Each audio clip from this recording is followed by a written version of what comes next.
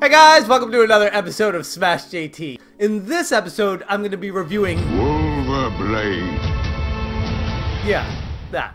Smash JT. Wulverblade is fun. Wulverblade is strategic.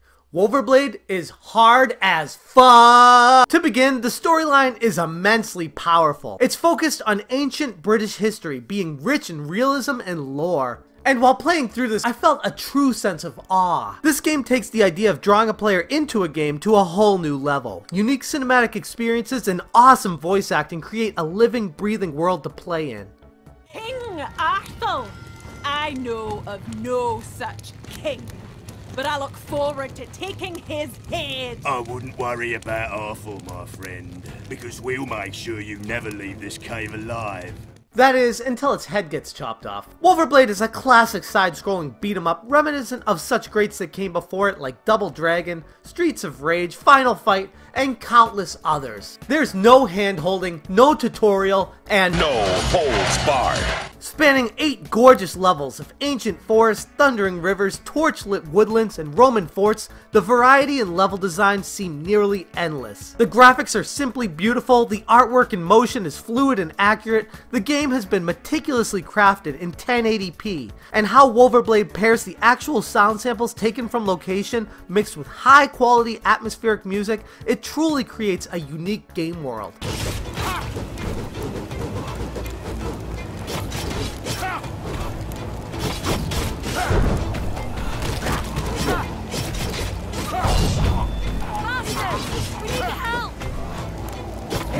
But what about the gameplay? Look, I had to learn firsthand that this isn't the kind of game that you just plow through like Arnold Schwarzenegger in Commando.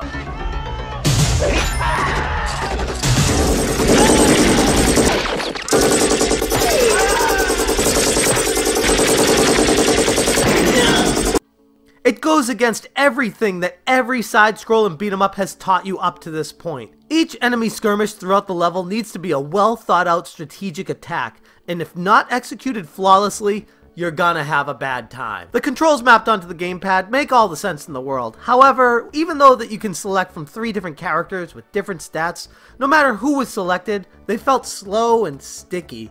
Many enemies would be far faster than your character, meaning you'd either have to run around to catch them before fighting, or slowly trudge through walking the ground made of molasses while defending yourself against the enemies on screen. You're not able to jump until completing the swinging animation of your sword, which means if you started swinging at one enemy, but another enemy comes up behind throwing projectiles at you, you're gonna get hit every single time, which gets a bit annoying. The learning to time your attacks and jumps gets a bit convoluted. You have access to calling in wolves once per level, which is similar to using special attacks in Streets of Rage or basic magic attack in Golden Axe. It's nice, but it never felt like it took enough energy away from end bosses.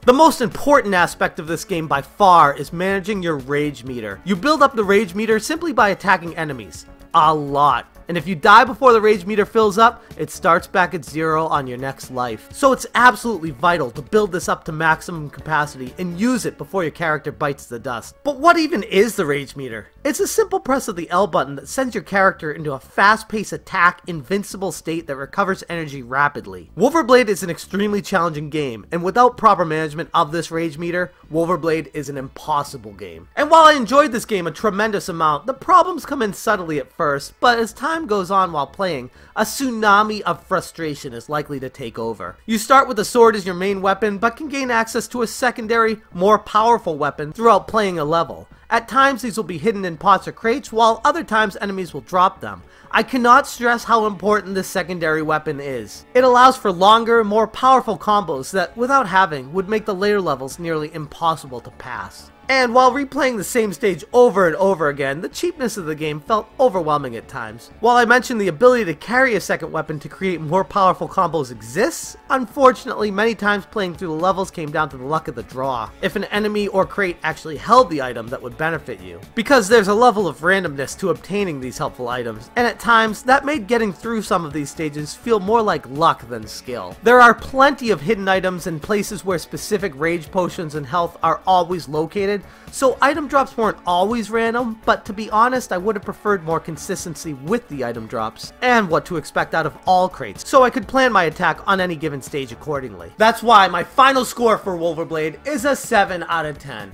The game is solid, but has a few too many cracks that keep it from being one of the best beat-em-ups ever. So much work clearly went into making this game. I feel a sense of wonder while cutting off enemies' arms and throwing them at oncoming hordes. But that fun is a little too short-lived, especially in later levels where enemies start to pile on attacks and the game feels like it gets a little bit too cheap. Now Wulverblade does have a 2-player option, so I'd strongly suggest if you do play through this game, enlist a friend to help you. You'll have a much more enjoyable experience. It's available right now on the Switch, PlayStation 4, Xbox One, and Steam, being MSRP of $19.99 USD in the Switch and $14.99 on the other consoles, because, you know, the Nintendo tax. I would recommend this game wholeheartedly to fans of beat-em-up games at those prices. It's not without its frustrations, but the satisfaction I felt while eventually beating these challenging levels was second to none. Anyways, that's all I got for you guys today. Let me know down in the comments below what you think about Wulverblade, and as always, thank you so much for watching. Have a good one.